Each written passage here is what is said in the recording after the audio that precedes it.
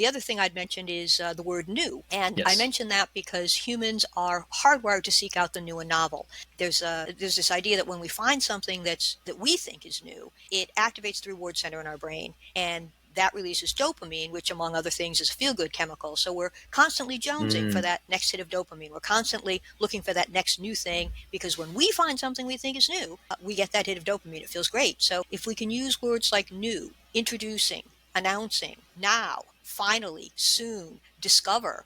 This is going to sound odd, but because we're talking about education, but the word learn isn't as powerful as the word discover. If you're looking for a verb, learn There we more go. here, but you can say discover more here, because learning sounds like a little bit of work, but discover sounds like you're going to find something.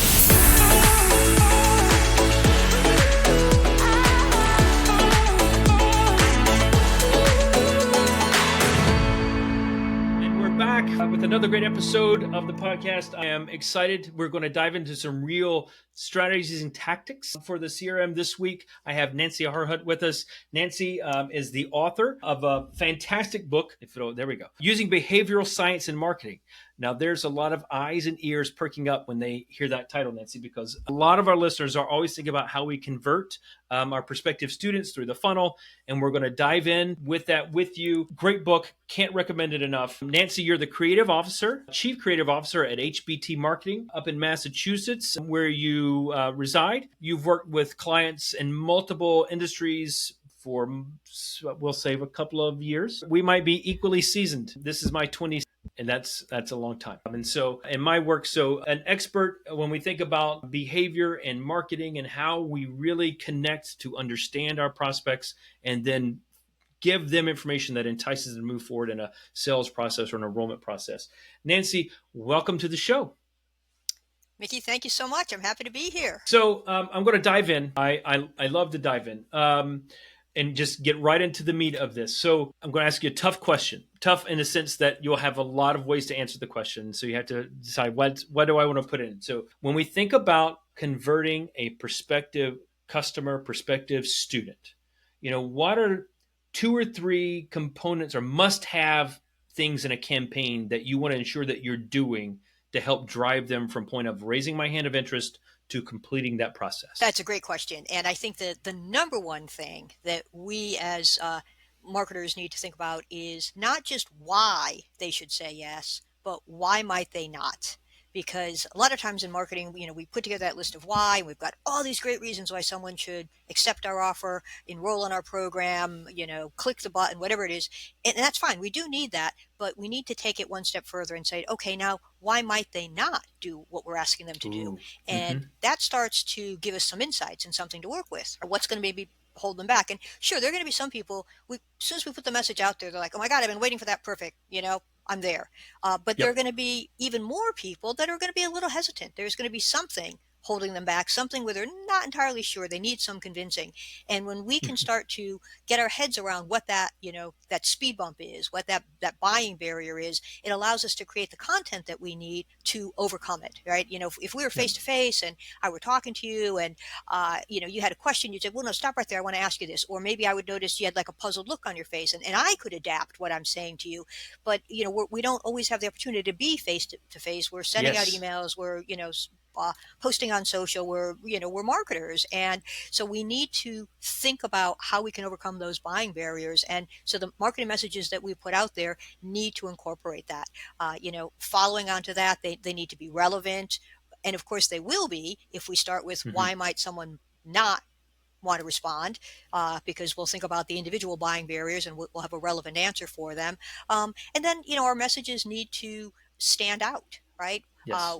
We can have a wonderful college or university that we want to talk about, but there are lots of other wonderful colleges and universities out there. Yes. And so what is it we can say about ours that's going to make someone go, ooh, wait a minute, shortlist. I want to take another look at this one. I want to take a closer look at this one. So I think those are 3 areas out of many, many must-haves, but those are 3, I think, 3 important ones. So I'm going to focus a little bit on the why not piece, because that's very different. And I think if we said to a college university, give us your why nots, I think most might take a couple of minutes, but then they could probably give us a good list of the why nots, and we might be able to categorize them by topic. Why not based on cost? Why not based on location? We probably could get there. But let's say I have my why nots. How do I understand maybe where a prospective person might hit on a specific why not? How do I know that why not is this person? Is there a way to connect that? So that's a good question. And part of it comes It's deep. from, It's hard. It's tough. Yeah. part of it is market research, right? Okay. Part of it Yep. is going to be maybe talking to the people that are on the front lines who, talk to students all the time, or who answer the phone calls, or who man the chats, and, can we get down to an individual, can you know for certain that Nancy is going to have this buying barrier, and Mickey is going to have this other one? Probably not. You've, had some previous engagements and you're Mm-hmm. capturing these things. But what we can do is we can kind of get our heads around the top two or three that are likely to be issues for the Yep. majority of the people we're going to talk to, and Perfect. start to hammer away at those. Okay. And we'll have a pretty high likelihood of hitting on something for most of the people. And, Yep. if we get to the point where we're really developing that relationship, and people have an opportunity through a survey, or a quiz, or a one-to-one conversation where they identify a particular barrier, perfect. Then, Mm-hmm. then we can run with that. And so I think there'll be some folks listening to this that'll be like, I want to get to the one person. What you're describing there is a we need to understand we're not going to get to that for every one person. We might be able to get that for some individuals amongst our prospect because we're having real conversations to get that. We need to have a way to document that in a way. To me, that talks a little bit more about thinking in terms of alignment between sales and marketing, or admissions and marketing, so that they know if you hear X, then that's a barrier. We need to have this identified in this particular way in a system so that then we can leverage that from a marketing perspective. But then other, we might understand it's not really necessarily persona based marketing, but it's understanding in a way like a persona based marketing that this type of barrier for this type of prospective student, and then we can market that way. And maybe they confirm for us based upon how they engage with their marketing efforts. Maybe not with 100% confidence, but deeper levels of confidence. Is that fair? I think that's very fair. Yeah, yeah. I mean, we'll be able to maybe segment our audience, and maybe line up the buying barriers, by Yep. segment, and then we start to test our messaging. And if we see that we're getting traction, it's confirmation that we're probably on the right track. And if we're not, maybe we've got the wrong barrier or the wrong Yep. lever to overcome it, or maybe we've miscategorized someone in the wrong segment. But we'll start to get a sense for that. Absolutely. Okay. So I'm going to pivot a little bit. Let's talk about some very tactical things. So, can you share from thinking an email or SMS, two or three little nuggets or hacks that will help our conversion rates by individual message? Are there certain things that we should be doing in a subject line or a body of an email, or maybe inserting into an SMS, that help improve the conversion of an individual message?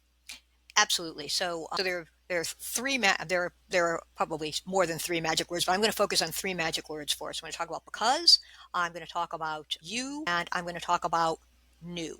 So because is a magic word, because people are more likely to do what we ask them to do when we give them a reason why. And there's a professor at Harvard. Her name is Ellen Langer, and she did a lot of research into this. And what she did is she identified because as an automatic compliance trigger. When we see or hear it, we just start to agree before we fully process what comes next. We're so Mm. accustomed to whatever comes after that word because being a good legitimate reason, that we hit the word because and we're already starting to nod. So if we could say to people, you should enroll as a student here because you will get a seven-figure job when you graduate. That'd be a great promise to make, a great reason Mhm. why. But we can't say that, right? That's not true. We can't guarantee it, but we can provide other reasons. You should, consider enrolling here because a lot of people like you do, because we have a high satisfaction rate, because we have top-notch programs and courses and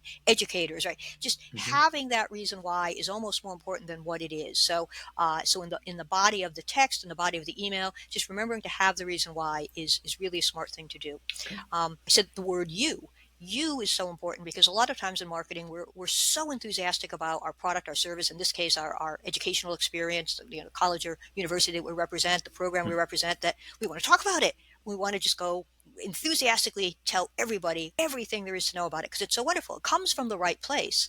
But Mm-hmm. people are less concerned with I, we, our, college name, university name, program name, school name, and they're much more drawn to the word you because we're more interested in ourselves than in anyone else. So when we're writing things, we just have to remember to use that word you. We can still deliver all that wonderful information we want to deliver. And yep, I was going to say this is a big one because as someone who receives a lot of messages designed for prospective students from many college universities, the us and we is in almost all of them. And so this is to me a really big nugget for folks. The transition of us and we over to you is really, really important and something a lot of people can do and use right away. Yep. It's very easy to do, very easy to, Yes. to to swap out, but it's also very common, so people who are doing it shouldn't feel like, oh my gosh, like, what a horrible Yes. miss, because we all do it as marketers, and it comes from the right place. We're enthusiastic about what we have to say about our program, our product, our college, our Yes. university. But, instead of saying, we can offer you this, you can flip it and say, you may be interested to know that you'll find this here. It's not we're Yes. offering to you, but you'll find here. So it's just leading with that word you, Mm-hmm. trying to write everything from the perspective of the recipient, so a little bit less about I, we, our, a lot more about you. It's not that you can never use I, we, our, but 7 U's for every one I, we, are would be a nice Yes. balance. The other thing I'd mentioned is the word new. And I Yes. mention that because humans are hardwired to seek out the new and novel. There's this idea that when we find something that we think is new, it activates the reward center in our brain, and that releases dopamine, which, among other things, is a feel-good chemical. So we're constantly jonesing for Mm. that next hit of dopamine. We're constantly looking for that next new thing because when we find something we think is new, we get that hit of dopamine. It feels great. So if we can use words like new, introducing, announcing, new, now, finally, soon, discover. This is going to sound odd, but because we're talking about education, but the word learn isn't as powerful as the word discover. If you're looking for a verb, learn There we more go. here, but you can say discover more here because learning sounds like a little bit of work, but discover sounds like you're going to find something new. It sounds wonderful. You're going to So open a box and discover it. You don't have the effort to get the new thing is less. exactly. And the effort Yes. may or may not be that. I mean, the effort will be the same, of course, but it doesn't Yes. seem like it, right? It Yep. doesn't like, "Oh, I got to learn this." It's like, oh, I'm going to discover this, right? So new, now, introducing, announcing, finally, soon, discover. Those are all great words. The word you is a great word. I'll give you a bonus one. I didn't mention this, but the word imagine is wonderful. And, Mm. and there are two reasons why the word imagine works so well. And it could be a subject line, it could be a headline, it could be in your body copy. But when we ask someone to imagine something, their defenses go right down because we're in imagination land. We're like at Disney World someplace, right? It's imagination. We're just imagining, right? So you ask someone to imagine something, their defenses go down. And then the other thing that happens is when I ask you to imagine something, you populate that mental picture precisely the way you Mm. want it to be, right? Like I could say, Yes. oh, your ideal college experience would probably involve, having a close group of friends and Mm-hmm. playing on the football team and, going out for beers afterwards. But I could be completely wrong about that. But if I tell you to imagine your ideal college experience, you'll populate it exactly the way you Mm. want it to be. And now you've got this mental picture that's tailor made for you and you don't want to give it up, right? I've asked you to imagine what Yes. it's like to be a student here. You've kind of created that ideal mental picture, and now you're thinking, yeah, this could be pretty good, right? Because you've tailored it to yourself. So I think that's another powerful word that we can use. Oh, those great, great tips. And it's so easy to take those and insert them into what already exists without having to start over. So, a couple of things from the book that I want to have you talk a little bit more about to dive in. One, the concept of autonomy bias, right? The feeling that we are in charge, right? That is a concept you talk a bit about in the book, and I'd like to just dive in and let's explore that a little bit. So, tell me a little bit more what autonomy bias is and how you can inject that into some of the marketing efforts that you're helping your clients with. Sure, sure. Happy to, Mickey. As a matter of fact, I think it's a under leveraged behavioral science principle for marketers. So it has a lot of upside for us. So behavioral scientists have found that humans are hardwired to want to exert some kind of control over themselves, over their environments. A psychologist would call it agency. We want agency, but we like to be in control. We just don't like to be forced into things. We don't like to be told what to do. We don't like to be pushed, in a certain direction. We don't like to feel like, like I had to do this. We like to feel that we're the ones in charge. And this is what's known as autonomy bias. And one of the wonderful things about autonomy bias is you can tap into it as a marketer simply by pointing out that people have choices. So there was some research that came out of Tulane University that found that you can nearly quadruple the likelihood you'll get a buying decision in the moment if you give somebody a choice. Because if you put one thing down in front of them, the question becomes, do I or do I not want this? And I Yes. don't know, there's no context, there's no comparison, nothing to compare it to. It's kind of hard. So we think, well, I'll do some research on my own. I'll talk to, my friends, or I'll get online and Google, or Hmm. talk to my colleagues, whatever it is. And, life intervenes. We don't get around to doing the research. We don't get around to having the conversations, and the buying moment evaporates. It disappears. But when you have two things in front of someone, the question goes from do I or do I not want this to, oh, which of these two do I want? The truth is there is a third option, and the third option is I want neither. But we don't Yes. think of it that way. When there's two things in front of us or three things in front of us, like, which of these ones do I want? And it's easier for us to decide because we have something to compare to. There's context. And the human brain likes to take the easy way out. We like to make decisions that are easy, and we put off the decisions that require a lot of thought, or they're just a little bit more Yeah. effortful. So by making it easy, by giving somebody a choice, we can tap into that autonomy bias. And another thing that's related to this is the idea of the BYAF technique, which stands Yes. for but you are free.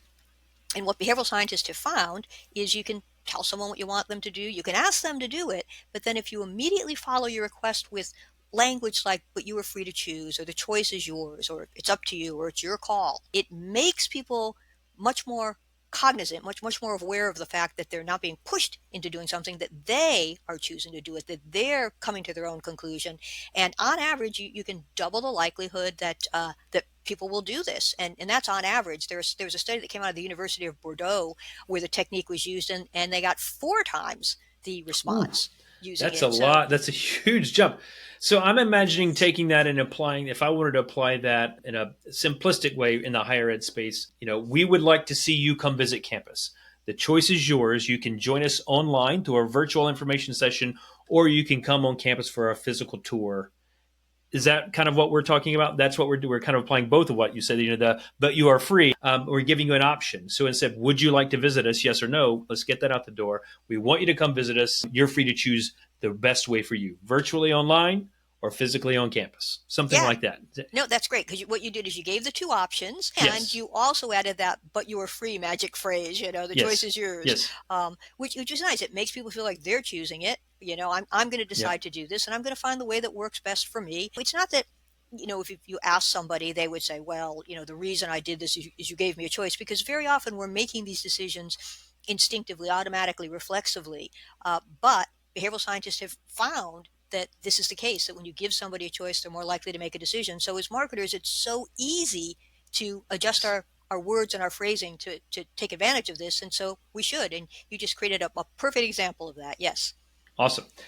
One more concept from the book, the noun identity effect. That's Yes. that's a good one. And this is I like to think about how can we change languaging. Again, I think for me what stands out to me is I was preparing to have this conversation with you is, how can we leverage your expertise to improve our campaigns without rewriting our entire campaign?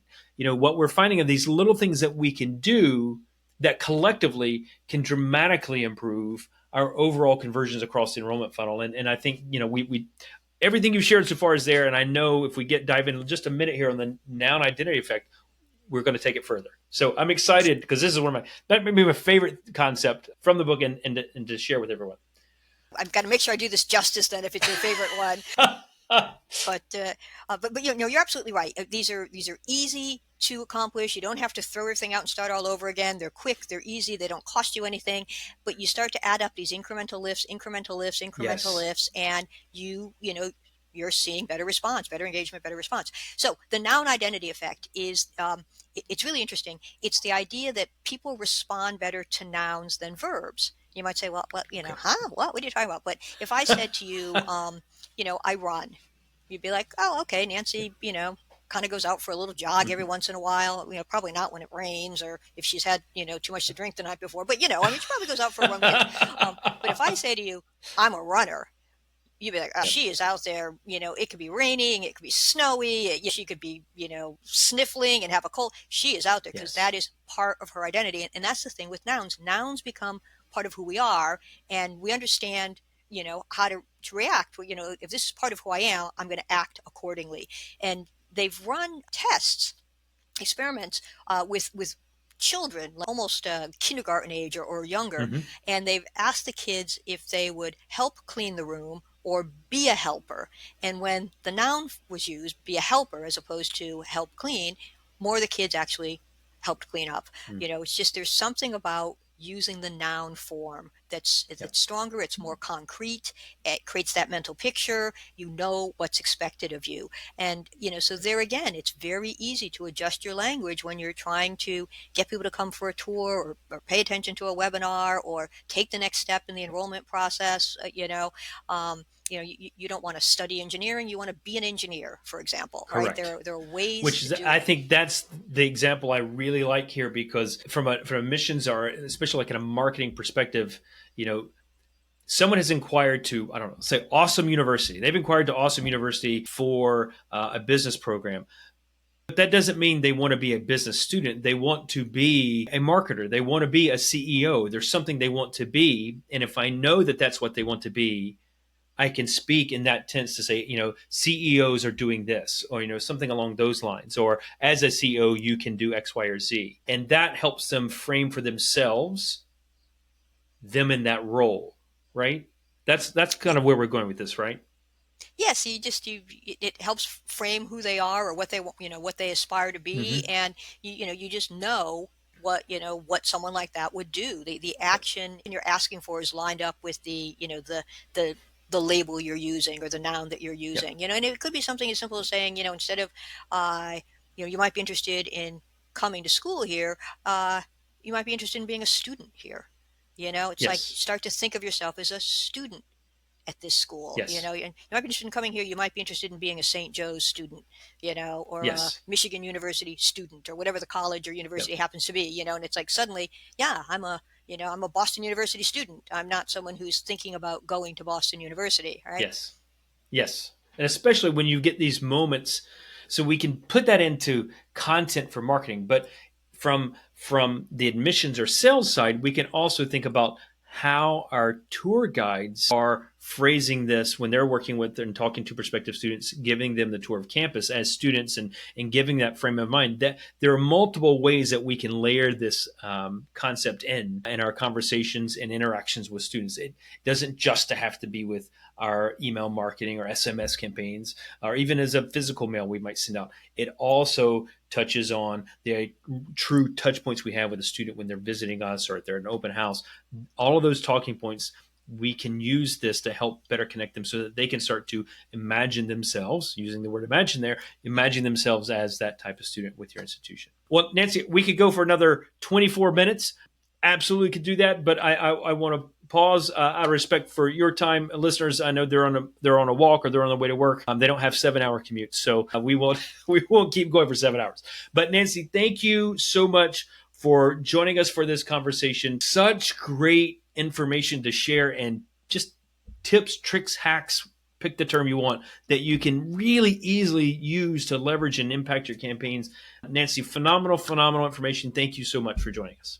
Happy to be here. Thank you so much for having me. And, check out Using Behavioral Science in Marketing. People can read it on their own time, and it's packed with way more Yes. number of tips And and it tactics that it people can truly use. is. It truly is packed with them. We will have a link in the show notes to connect with Nancy on LinkedIn, a link for the book as well, so that you can find the book. I have it on Kindle, so you can find it there as well. Everyone, thank you so much for watching and listening to another episode of CRMprov. As always, I'm your host, Mickey Baines. Don't forget, it's required by law, I think. I have to say this. Please like, subscribe, and comment to the podcast. We always appreciate your feedback and look forward to having you join us next time. Thanks so much.